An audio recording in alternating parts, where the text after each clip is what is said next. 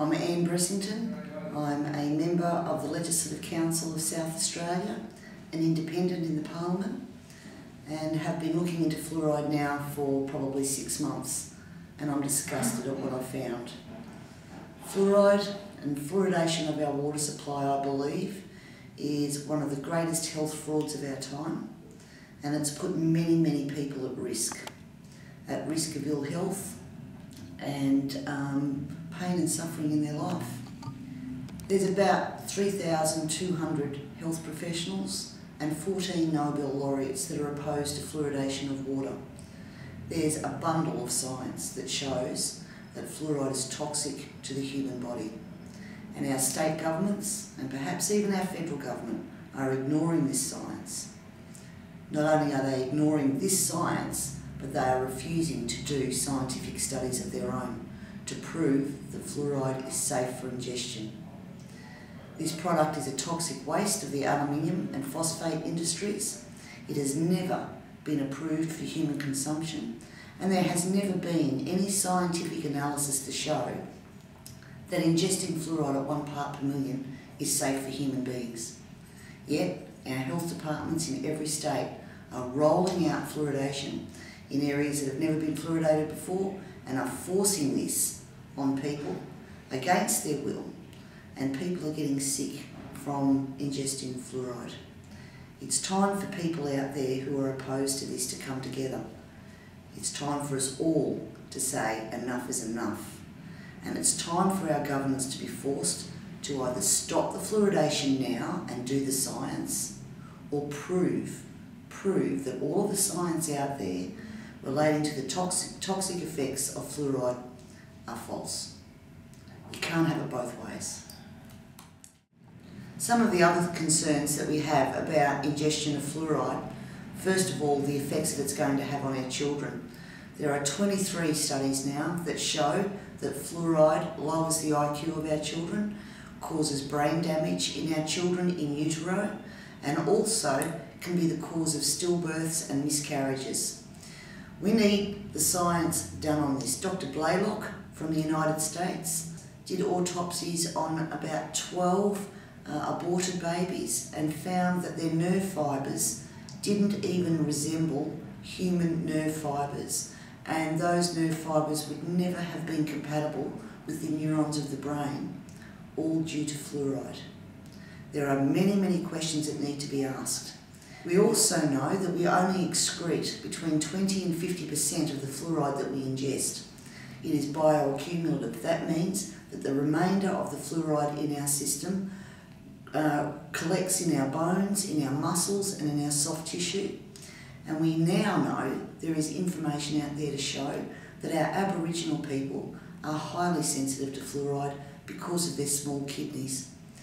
We're going to stop with this genocide of our Aboriginal people and making the rest of the community ill.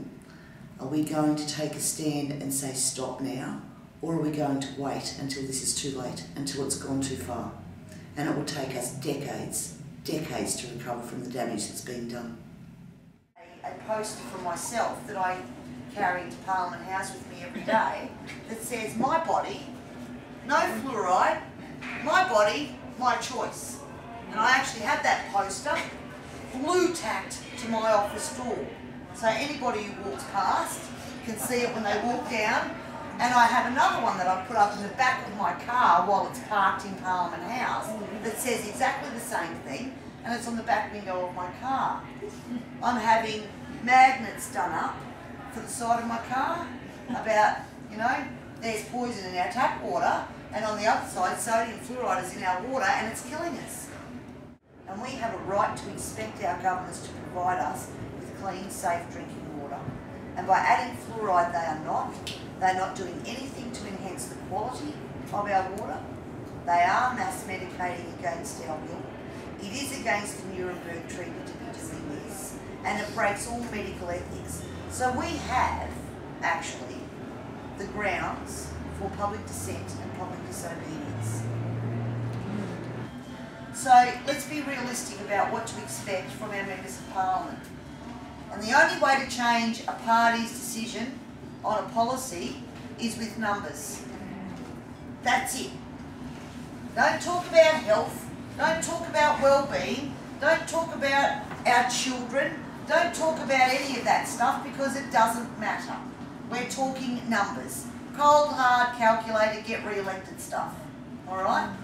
So the responsibility of this actually lays entirely with us. Hello, how are you? So they have to go back to the point where they want the statement, or if they continue to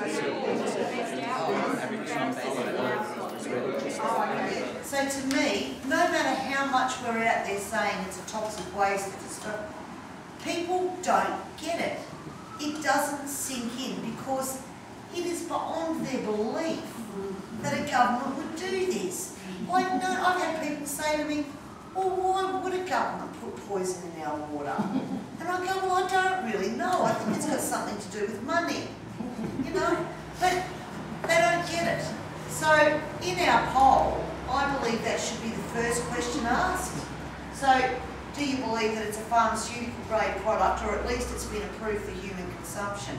And they're all going to go, well, yes. Otherwise, if you truly believe it's a toxic substance, why would you think it's okay for your water supply? So all of those people out there that go, fluoride is good, don't know. They don't get it, what it is. And you know what that shows? If your poll shows that 87% or 70% of people believe that it's a pharmaceutical grade product, or at least has been approved for human consumption, they've been misled. That's what it shows, that the government has not consulted honestly, the government has not educated honestly, the government has deceived the people of the state.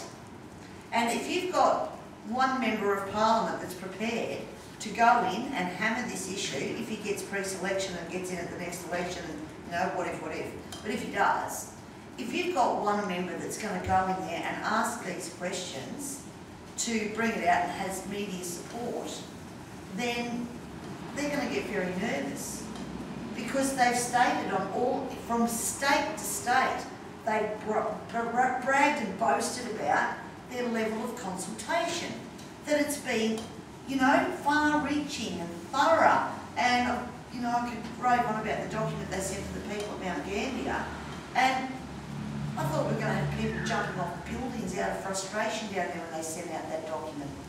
You know, broad consultation, community consultation. They couldn't even come to a public meeting or even meet with medical professionals from that town that were objecting in a one-on-one. Dr. Cullen down there couldn't even meet with them one-on-one.